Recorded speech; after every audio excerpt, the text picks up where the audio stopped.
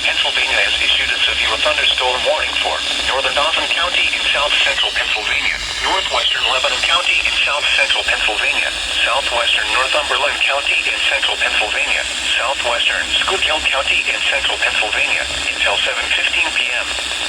At 6:20 p.m., a severe thunderstorm was located over Elizabethville, moving southeast at 20 miles per hour.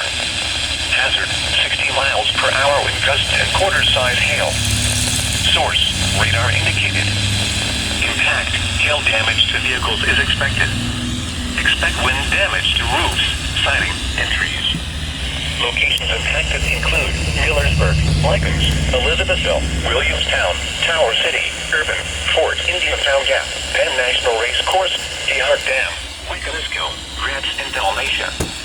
This includes Interstate 81 between mile markers 80 and 85, and from mile markers 92 to 96. For your protection, move to an interior room on the lowest floor of a building. Repeating, a severe thunderstorm warning has been issued until 7:15 p.m. for the following counties: Dauphin, Lebanon, Northumberland, and Schuylkill.